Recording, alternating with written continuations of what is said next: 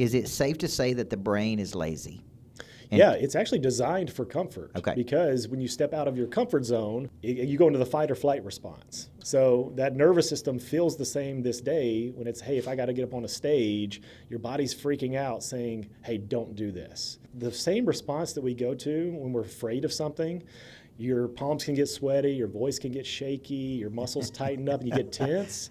That's the same thing we feel when we get really excited. I shifted it. I was like, no, I'm feeling this because I'm excited. I'm going to go out there and I'm going to change somebody's life today. And just that one shift changed everything for me.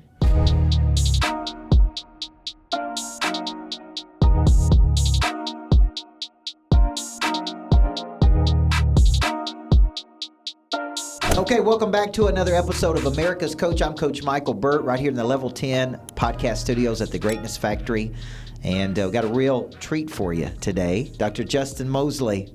Thanks for having me. Doc I'm Moseley. excited. I mean, do people call you doctor? Do they call you Justin? Do they call you A lot of people call me Dr. J. Dr. J? Yeah. Like the basketball. Like Dr. J. Yep. And by trade, I guess, you and I have known each other for a number of years. Yeah.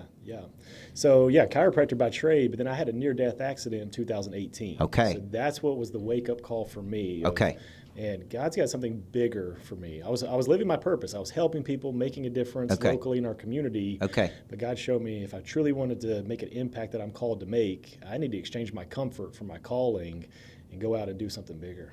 Now, all right, so that was do you talk about that accident, like what happened? Yeah, I actually did a TED Talk. So in Okay. 2022, I did my first TED Talk. Okay. And that was on lessons I learned from my near-death accident. Yeah. So I was whitewater rafting just on a men's retreat in the Ocoee in Tennessee here. And we hit the Class 5 rapids, and it was just a freak accident. The raft flipped over, and I was sitting on the back of the raft. Okay. And just got, as it flipped over, I got trapped underneath the rapid itself. And it started pushing me underwater. Okay. I still remember the sound of my helmet scraping down the rocks as I was being pushed under. And the last thing I remember thinking is, I'm not coming back up. Yeah. And everything went black, and then everything went bright white. And it was the most peaceful, serene feeling I'd ever felt.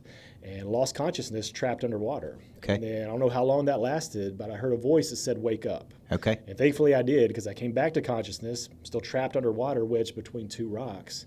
And I tried to push, and I didn't budge. And I kept pushing, and then thankfully my adrenaline kicked in. I was able to push hard enough. I broke one of the buckles on my life jacket that was caught underneath the rock, floated to the top, got swept down the river, and Wow. I was rocked at that point. And so one of the biggest things I learned from that, because we all question our purpose in life at some point, like why are we here? Yep. But after that, I asked a different question. I said, why am I still here? Because things could have been different in that moment. What if I didn't hear wake up? Or what if I wasn't strong enough to break free? Right. So that's when I started realizing, man, I've gotten comfortable in life. Because life is good. The practice was good, money, traveling with my wife. We were living a great life and helping people. But I knew I was playing way too small. Yeah. And that's when I realized, man, if I want to really live out the calling that God has on my life, I need to exchange my comfort for my calling. Yeah. And then a big lesson from that is, man, I started questioning my legacy. Like, if it all would have ended in that moment, is this the legacy I want to leave? Okay. And the answer was no. Yep. Like, I don't want to get to the end of my life and realize I could have done more. I could have helped more people, or I could have made a bigger impact. So that still drives me to this day, is how can I impact more people and reach more people? So when that day does come, I realize, man, I've lived the fullest life I could and helped as many people as possible. Do you believe that, because I think, there was a time I was going to write a book called The Complacent Nation.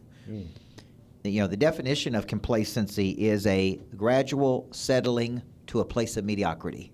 Right, yeah. I always say, anybody wake up this morning and tell their kids to go to school and gradually settle to a place of mediocrity? But gosh, human nature is to get comfortable. Right, yeah. And so mediocre means to go halfway up the mountain. Mm-hmm. So you're really settling to go halfway up the mountain. Now, I've studied regret. Mm-hmm. I think Dan Pink's got a great book on that called The Power of Regret. Regret can really make you change, because people always say, I want to live a life with no regrets. Right. And he makes the argument in that book that enough regret will cause you to change. Right. Okay, and he basically polled thousands of people, and they said, I regretted this, and he found kind of these foundational regrets, which are foundational, connection, moral, and boldness. Those were the 4. So do you believe that that experience, you had to have that experience to wake up? Or you think you'd just be going along about life, and you and your wife would been running the clinic, and just one chiropractic clinic? Is that what it was? Yeah, just the one clinic, and that was day to day. I was a chiropractor at that point, and because of going through that, I think it woke me up to the fact that there is something bigger for me. Yeah. And the thing was, if I would have just kept doing that, I had success. Like, I was living a successful life. Okay. But I think, as you know, a lot of people, there's a lot more left in the tank. Like, you can help pull a whole new level out of people. And a lot of times we don't realize it because we think, okay, I'm on this path, this is where I should be. And unfortunately, a lot of people, they don't change unless there is a rock bottom moment. Yep. Whether a near-death accident, it could be loss of a loved one, it could be the end of a relationship. But when you go through something like that, that's when you start to contemplate. But I'm here to say you don't need a near-death accident. You don't need a rock bottom moment in order to change. In fact, you can ask yourself the same question I asked myself was, why am I still here? Yeah. Because life is a gift. You didn't have to wake up today, but you did. So now you wake up with a vim and vigor, excitement, and enthusiasm. And I'm guessing there was like some unresolved dreams that you had of things you wanted to do, right? Because at that point, you're a chiropractor, and I guess just like I believe everybody needs a coach, you believe everybody probably needs a chiropractor, right? Yeah, absolutely. And but then you go, okay, I'm ready to go pro here. Yep. And do some bigger things. What did you want to do? Would you wake up and say, I want to speak, I want to write books, I want to give a TED Talk, I want to help other people? Like, what was that burning desire to do? Yeah, so at first I didn't know what that looked like. I know God's calling me for something bigger. Okay. And I just looked at, what am I passionate about? Okay. Like, I love studying mindset, leadership, personal development. I mean, I remember I bought my first Tony Robbins book when I was 16, Awaken the Giant Within, because I was in the self-help section, because I struggled with my own insecurities and self-doubt and limiting beliefs. And reading that book opened my mind that if you change your mind, you can literally change your life. And that just put me on this path of personal growth and development. So then after the near-death accident, I was like, man, I just want to put out content that helps people. Like, I studied all this stuff myself for years. I'm passionate about it. Let me just put it out there and see what happens. Now, I don't know if anybody's going to listen. I don't know if you've ever felt like that when you first start. It's like, I don't know if anybody's going to listen. But still felt like this today. Right. Even today, it's like, man, it's like I feel like I put out a lot of stuff. People listen. People tell me they listen, but it's like, are they listening? Yeah. And that's the funny thing about social media now too, because a lot of times you'll have people come up to you and say, yeah, I've been listening to you for a long time. You never like anything, you never comment, so you don't know if they're listening. But see, that bothers me. And let me tell you why. I mean, it's nice. It's nice. Yeah. But I have a fundamental belief, I'd love to get your take on this, that watching me on social media is not going to change your life. Right. When I go speak, taking a picture with me to put on social media is not going to change your life. Yeah. Being mentored by me, or and not just me because it's me, but I am a coach. Yeah. For me to really coach you, we have to be in close proximity together. There has to be a rhythm, a structure, a consistency. Right. So I go speak and people come up and say, can I take a picture with you? And then they will put on social media that they were at an event. And I'm not against that. Right. Yep. But I know that that's not going to change your life. So the person that watches you on social media, it's like, oh, yeah, there's Doc Moseley. He's doing good.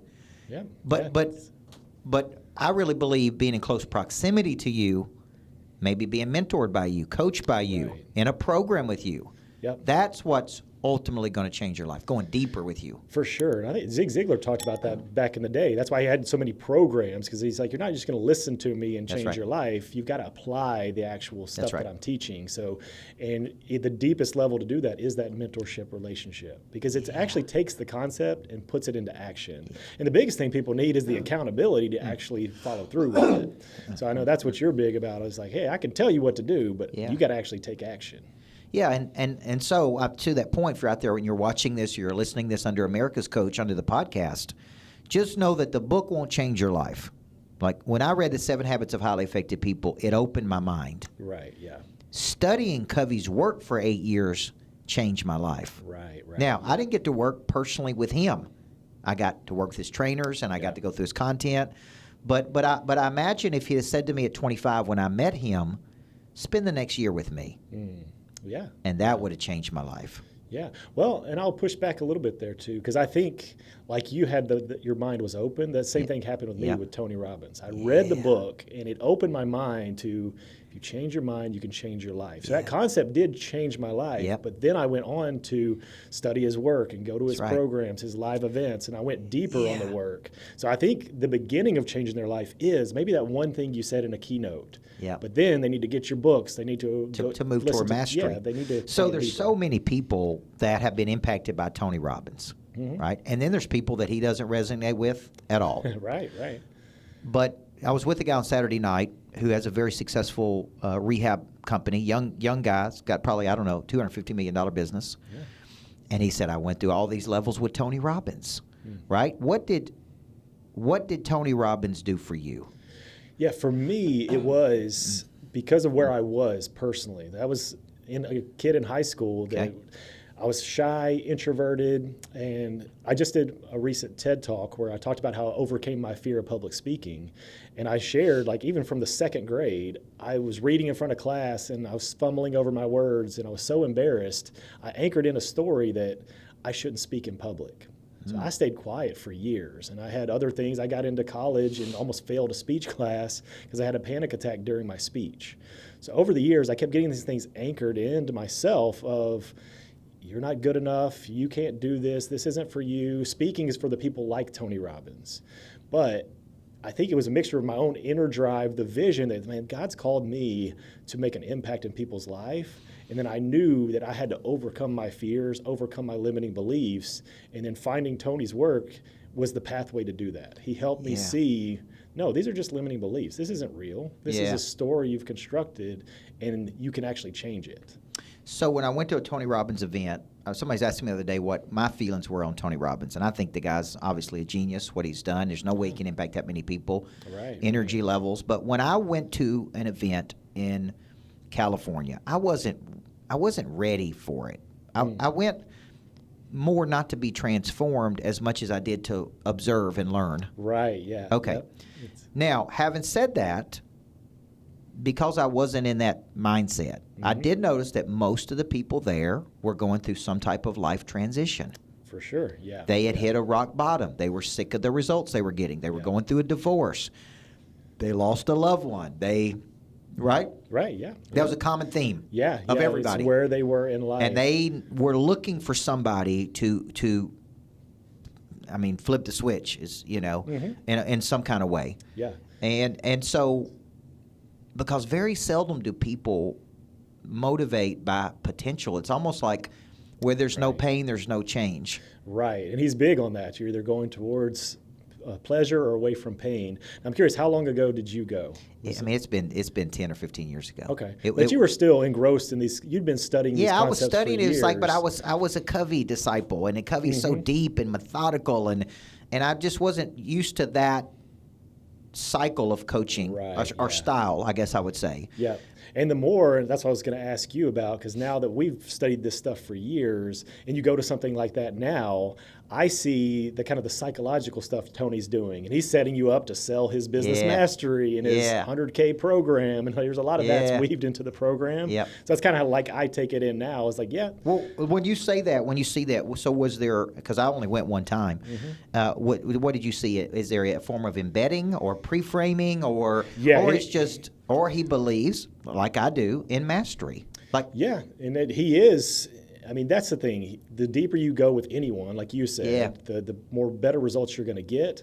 He just takes that and gets people in that high emotional state. And you're believing in that moment, I can do anything. I can run through a wall. Right. Well, if you really want to go to the next level, that's why we have business mastery. If you've got a business and it's stuck, this is what's going to get you to that next level. So you're in this emotional buying state, and then they say, okay, this is the program for you, and then people run after that. Wow.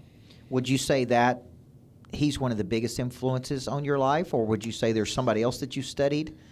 Yeah, I think he was probably the biggest one, the first one, and then he led me to finding Jim Rohn, because Jim Rohn was a mentor of his, and then Jack Canfield. I loved the way he would tell stories and that way. And a lot of the personal development people to Les Brown and different people, but I think Tony's probably the one that had made the biggest impact. Yeah. And then I found you along the way too. Yeah. You helped inspire me to package my coaching and do the things that I'm doing now. So it was really helpful. So what would you? Yeah, I still remember us having a meeting over at the first building over here that we got kicked out of. right. At one event, that's why I always tell people we tried to do this at Greatness Factory 4 or 5 times, and one time I actually got kicked out of a building because they said we brought too much energy to the building. Yep. But I remember you and I meeting there because it was a beautiful building. Oh yeah, we were up on the 9th great. floor and could see the river, and I remember you talking about that. So what? And we were talking about packaging, and I think you went through, if I remember correctly, person of interest or something like that with me. Yep, and I think it was the coaching summit. Yeah. So you did that, and a person of interest as well. So, yeah. So what do you consider yourself a specialist at? Because I see a lot of chiropractors that get into the personal development space. Right. What would you say your specialized skill set is, and what problem are you trying to solve with people?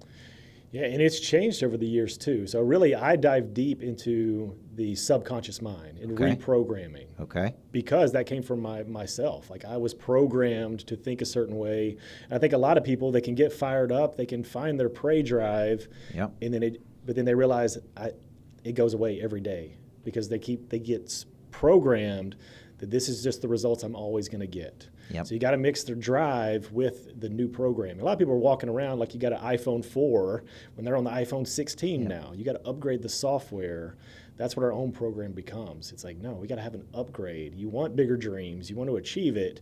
It comes with a bigger belief. Okay. And that comes from surrounding yourself with the right people, the people that you study, all the things, having other people that can believe in you. Because that's what it all comes down to is belief. Do you really believe? Because you can get motivated to do anything. Right. If they don't believe it, you're never going to achieve it. Yeah. And I like borrowing belief from someone else. Yep. Like that's where the right mentor relationship, like they can see something in you that you don't see yet. And you can feed off of that belief. And then I think looking at the people you look up to, like people listening right now, you see what Coach Burt's doing. What if you believed in yourself as much as you believed in him? Like if he came into your situation, you're like, oh yeah, he would handle this, he would fix this business problem, he would do all these things. Yeah. What if you believed in yourself as much as you believed in them? Or your kids think you can do anything. Yep. What if you believed in yourself as much as your kids believe in you? Yeah. So I'd really try to help people get that belief that what they dream for is actually possible. You know, what's interesting is along the way, I had frustration points. Mm-hmm. When I look back on it, I made a decision to kill something off. Yeah. To go to try to go pro.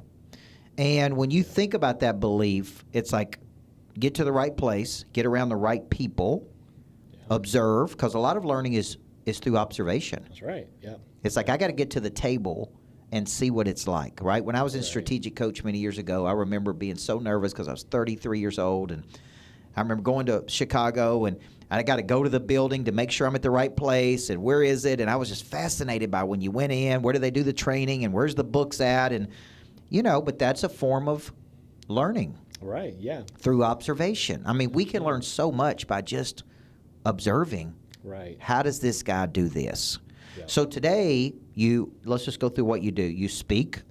Yeah. Is that pay for higher speaking, or you speak to market, or what do you? So mixture of both. So because you can get paid to speak, or you can speak and actually have a program on the back end. Which I was doing that for a little while. I was doing coaching groups, masterminds, all of that. But for now, so I still own a clinic that's in Hendersonville. Okay. That's our main business model, is keeping that running, and then it allows me to speak where I don't have to sell on the back end. Okay. So a lot of times I do get paid to speak. I've got a couple things. I got in Vegas next month and Orlando as well. And then sometimes I'm just speaking for free. Yep. If it's a chance to, and that was kind of my goal too. I want to have the finances covered where I can just go and just speak and serve.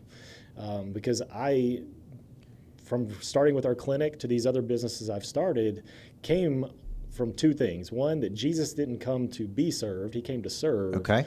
And then Zig Ziglar's quote, you can get anything in life if you help enough other people get what they want. Okay.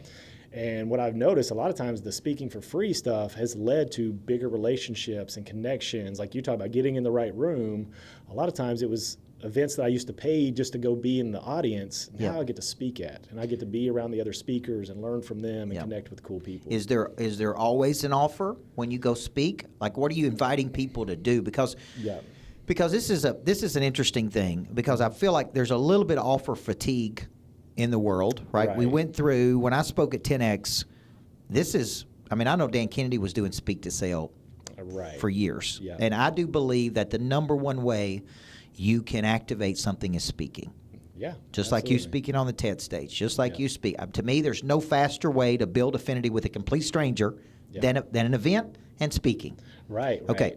But then it's like, I remember speaking at 10X in 2018, and it's like, we're going to provide 10,000 people. You can make an offer. We're going to keep half of it, and you keep half of it, right? Right. And then that started a trend of about 4 or 5 years where people no longer wanted to pay speakers. Right. They wanted to say, well, we'll bring the audience, and you can make any pitch you want to. Yeah, make your own money from that. And then people started going, well, dang, I want to learn. I don't want to be pitched. Yeah, because then it turns to every speaker's pitching us. And it becomes a pitch fest. That's right. Right? And we're going through this because there's a group that booked me to speak the other day, and part of the deal was they did want to pay my full speaking fee, which right now is $25,000. Yep. But they want to pay me a reduced fee, but then they didn't want me to make an offer. And I'm sitting there like, well, this is how I make money. Right. Yeah. Like, y'all sell houses. Why don't you sell houses at a reduced commission? Right. You know what I'm saying? Or give them away for free. Yeah. Because that's what you're asking me to do. Yeah. So at first, and then they're like, well, but we're going to put you in front of all these people. And I'm like, I get it. And I appreciate that. Yeah. But a part of me also believes that people come into it with a defensive mechanism, like how he's going to pitch me. Right, yeah. I actually look at it as we are inviting you toward mastery. Right. I see Dr. Moseley. I like him. I think he can help me. Yep. I want to go to another level. He invites me to go with him. I don't have to. Yeah. Like, I'm a grown person. Yeah. I could be offended by you making an offer. Right. Or I could say, but if, in my opinion, if you are good enough, what I would do as a learner, because I actually believe it's the learner's responsibility to extract maximum value from the teacher. Right. Okay. Yeah. If I saw you and I go, that dude could help me, I would just walk up to you and go, how do I work with you? Right. Yeah. And I think that's the beauty of you. Like, I've seen you speak a lot over the years, and you don't have a pitch mentality. Like, when it comes to your speaking, like, they don't feel like they're being pitched. It does feel more like an invitation. It feels more like, man, I really like this guy. I like what he's saying. What is the next step? They're pretty like wondering, like, how do I take a next step with you? So versus a lot of the people that you speak with in the circuit, like, pitch, buy now, go to the back, sign up. Like, it's this whole pitch, but you have more of this, like you said, an invitation. And I think that's a lot more acceptable for the audience to be like, no, I really like him. I actually want to take a next step with him. Is that how you do it? So number one, let's for the viewer that's out there, because there's a lot of chiropractors and business people that have a desire to do this. Yep. Is this, like, help me to understand because a lot of people want to come into the coaching business after they built a successful business. Like, it's one thing for you to have a successful chiropractic business, and that's your primary flow of income. Right. Okay. Yep. And go over here and speak. Yep. And a lot of people, and that's actually a very good way to do it, in my opinion. Yeah. You have a real business versus saying, I'm going to go over here and make all my money speaking. Right. Okay. So and pay your dues over there. That's right. And it's like, okay, because people come to me that's built a $100 million business and say, man, I want to speak, and you should just Coach Burt. And I go, well, yeah, but it's easy for you to say that because you already built a $100 million business. Right. And speaking to you is just fun. But what if speaking's the way you make a living? Right. And there's commoditization of coaching. So do you look at it like, hey, I am primarily a specialist at rewiring the subconscious mind. Yeah. Okay. I write books and I speak. I'm also a business owner and entrepreneur. Is that how you see yourself? Well, and that goes back to the story of how I met you. Okay. Because I go through the near-death accident. I'm trying to figure out, okay, I'm called to speak over here. So I just started putting out content. That's how I started. Okay. And then January of 2020, I started a Facebook group. Okay. And that goes back to, I don't know if anybody's going to show up, but I started the group, and it went to 1,000 people in the first month. So I was like, oh, well, people are here. And then they kept showing up, and more people kept joining. And I was like, wait a minute, other people are getting paid to do this. Like, how do I monetize that? So then that's when I found you, and you had the coaching summit, and you had the different workshops, and talked about packaging. You got to package the thing. So that's what led to me launching mastermind groups that were around rewiring the subconscious mind and helping them overcome the beliefs and making real change. So that led to mastermind and coaching. And then back to, let's say, fast forward to now. So I just did... go back to December of 23. Okay. I was sitting down with a friend, Jason Duncan. You know Jason. He said hello. I actually had coffee with him this morning. Yeah, great guy. So in 2023, December, we were talking about 2024, like how many speaking gigs we have on the books. As a speaker, you start planning out. At that point, I was like, I have one focus. I'm about to deliver in April of 24. I'm going to do my TED Talk. And that's my only focus. Okay. But this is the God math with it. So I went from that's the only thing in 2024, that one thing. But then God just started opening doors. January, all these speaking events started coming. I ended up doing 37 speaking engagements. When at December of 23, I had one on the books. And God just opened the door and said, here is the event. So I think it goes back to the offer. So now my offer is different. I've been going on a speaking tour and even podcast tour talking about my TED Talk. Because the recent one is how to overcome the fear of public speaking. Yeah. Because I believe everyone's got a message to share. Yeah. And I hid for so long, kept my story inside because I was afraid to speak. And I was an introvert and all these things, the stories I made up. But I truly believe everybody's got a message to share. And I want to encourage, inspire people to share their message with the world. Yeah. So then my call to action has literally just been, I want your support watching my TED Talk. Yeah. And then what I've learned from that, there's a lot of people who would watch that or just hear me speak, and they were like, hey, I want you to come speak at this event. So I really didn't have to pitch a product. It became, hey, this is my heart, this is my passion. I want to help people. I would love your support sharing the TED Talk and watching it, commenting on it, doing anything, because it's about to cross 500,000 views and then hopefully get to 1 million and beyond. Yeah. But then that's what's led to other opportunities along the way too. And would you say there are other business opportunities or other speaking opportunities, or what is the TED Talk? Because you would be an advocate for everybody if they could give a TED Talk. For sure, yeah, and that's because I've done two, and that's the biggest. A lot of people, and we're in a speaking world. Yeah. We know a lot of speakers are like, hey, how do I do a TED Talk? My first question to them is always, why do you want to do one? Because if it is, your heart's like, well, it can boost my notoriety and get me this or that. I'm like, that's not the right reason. Because even TED's platform is all about an idea worth spreading. Yep. So if you truly have on your heart an idea that you think can change the world, that's when you do a TED Talk. Yep.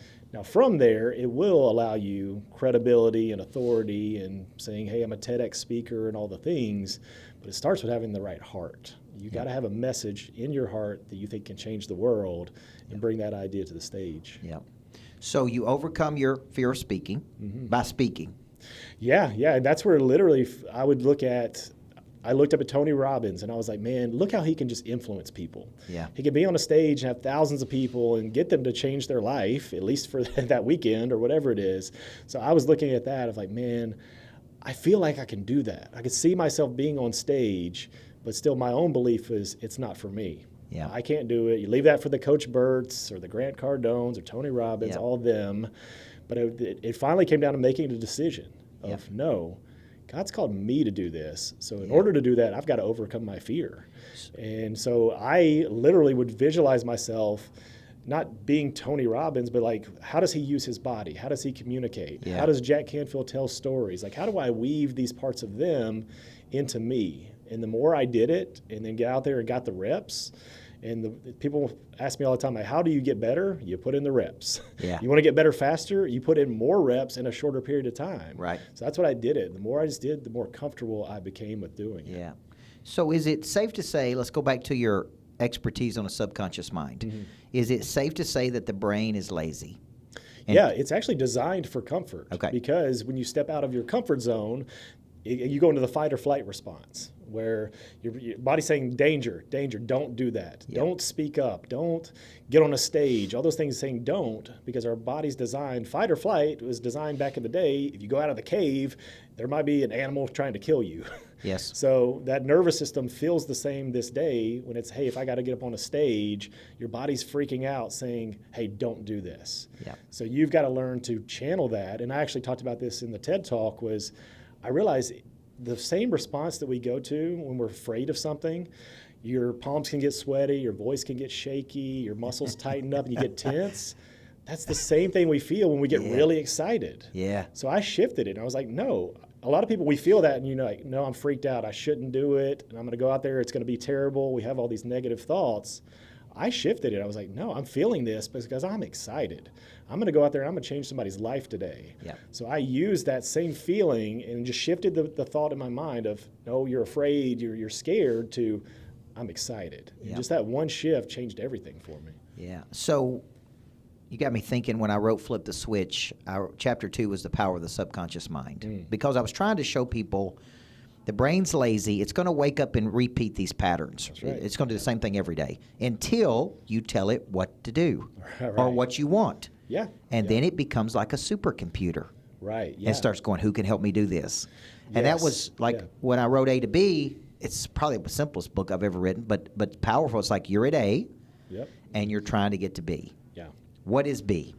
And the people say, well, how do I define a B? And I'd say, well, it's highly enjoyable. It's highly profitable. It's highly meaningful, right? Yeah. The whole reason I built this place was because I was looking for passive income. I was looking for kind of a cool commercial real estate play.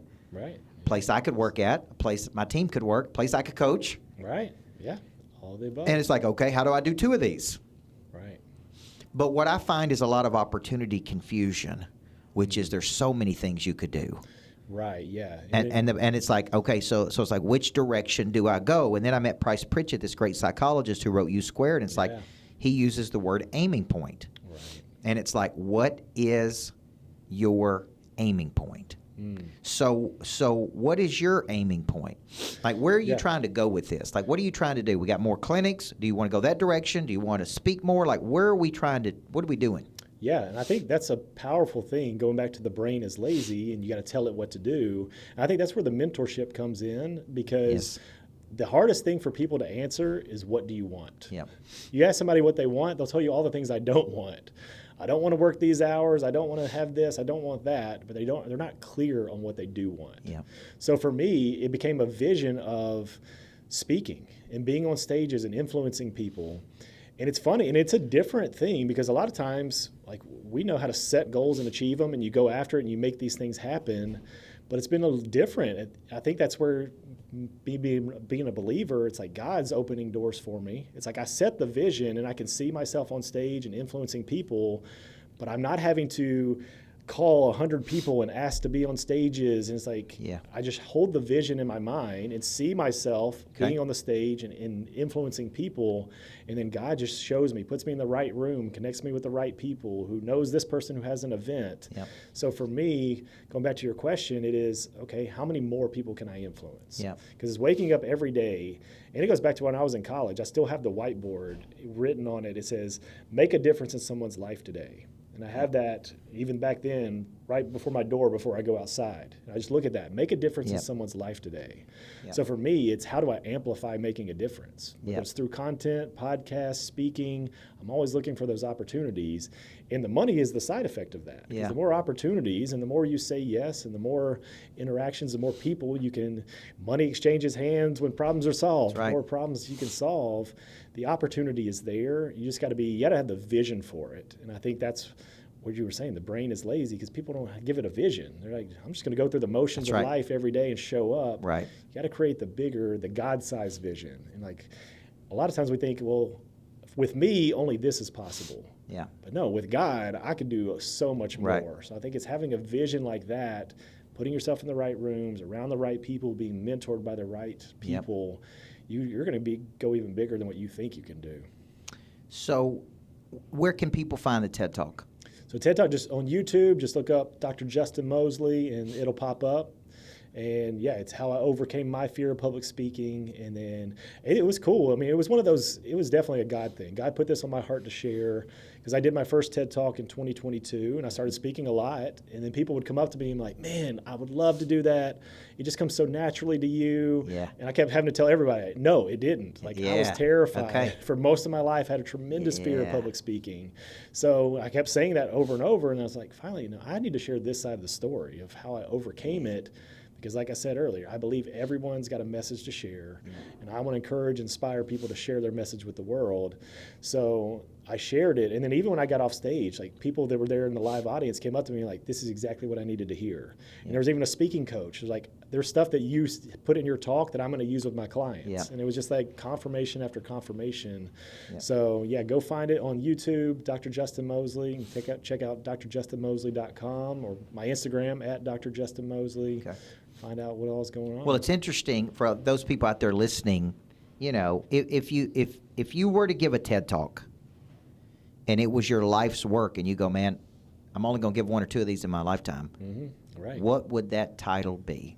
Right. Yeah. And it's interesting that you chose a problem, because we know that there's people that have more fear of public speaking than actually of dying. Right. Yeah. So you chose a big subject. You got 400,000 views and going. It's got to be good because people are sharing it and watching it, and because I've seen TED Talks that's got 2,000 views. Yeah, for sure. So it's a big message, and it sounds like you knocked it out of the park. So, man, thanks for coming in and spending time with me today. Yeah, thanks for having me. Thanks for the influence you've been in my life and for so many others. Yeah. Thank you. Well, you're humble and coachable and easy to work with, man. Appreciate that. All right, Dr. Justin Moseley, another edition of America's Coach right here at Level 10 Studios. We really spend time with people of interest. At the end of the day, I love spending time with people who are doing things. Dr. Moseley's got his own TED Talk. He's out there speaking and coaching. He's got his own chiropractic clinic.